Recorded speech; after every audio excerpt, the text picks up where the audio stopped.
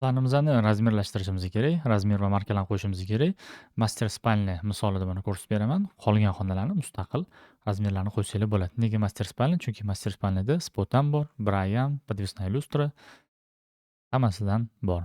Demak, bu planda razmerlarni devorga, ya'ni xona bo'luvchi devorlarga nisbatan qo'yiladi. Chunki elektrika qilinayotganda hali bu devorlar bo'lmasligi mumkin yoki patolog bo'lmasligi mumkin. Shuning uchun asosan shu bor devorlar asosida, ya'ni obshivka ham, oblitsovka ham emas, katta devorlarga nisbatan razmerlarni qo'yiladi va qo'shimchasiga уже patologdan ham mana qochirilishini alohida berib qo'ysanglar bo'ladi.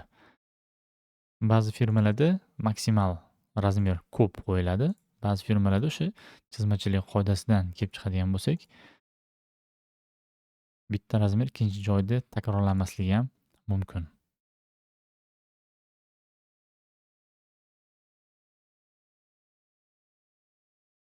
Bunaqasiga qo'yamiz. Tak, bra bilan bu chiroq bitta chiziqda turibdi. Devordan qochishi. Bu bramiz shuni devor o'zida turibdi. Bu yoqda bizda demak lyustramiz bor. Lyustrani qochishini berib qo'yamiz. Devordan qochishini beramiz lyustrani. O'zaro masofasi buni bundoq tushirib qo'ysak ham bo'ladi. Va xuddi shu razmerlarni braga ham berib qo'yamiz. Mana shu devor chekkasini o'zidan aynan bra uchun bunaqa alohida bitta tsepочка chiqarib qo'yamiz. Bu yoqqa chiqarganimiz yaxshi menimcha. Ha, bunikini bu yoqqa chiqarib qo'yamiz.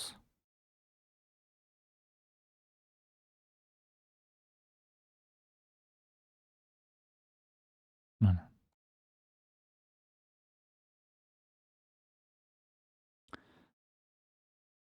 Rehoshkanikini ham ko'rsatib qo'yaman. Trek borligi hisobiga, trekli joyi razmerlarni qo'yilishi uchun boshidan oxirigacha qilib turib umumiy razmer qo'yib olamiz. Bra qismimizga razmer qo'yamiz. Bu yoqdan qochishlarini ko'rsatib. Mana. Va ana endi bizda chiroqlarni markasini qo'yish kerak. Markalanmagan hali chiroqlarimiz, shuning uchun markirovать по категории, выноска, со свободным концом qilib turib, masalan, bu chirog'imizga marka, bralarimizga markani o'rtaga qo'yib turib, ushlab turib, keyin добавить qilib, xuddi o'zidagi chiroqni ko'rsatib yuborsa, ikkaloviga bitta marka bo'ladi. Chunki bular bitta oila. Tak, mana bu lyustralarimizga marka qo'yamiz.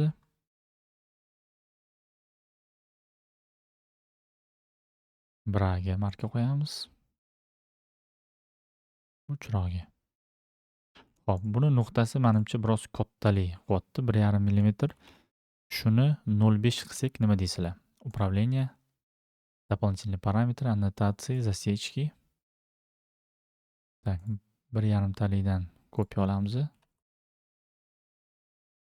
0,5 qilib qo'yaylikchi.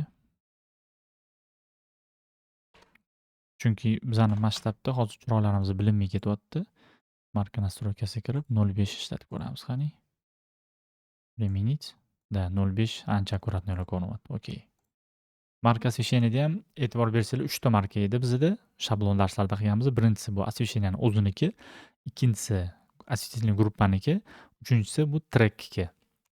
Va aynan mana bu qismda biz marka qo'yayotganda chirog'ini o'ziga, ya'ni trekka mana bu chirog'iga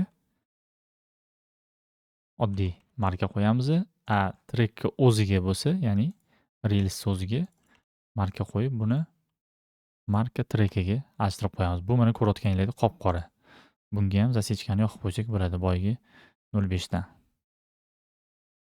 Va xuddi shu ketma-ketlikda davom ettirib ketamiz markirovkani, ya'ni chiroqni o'ziga bundan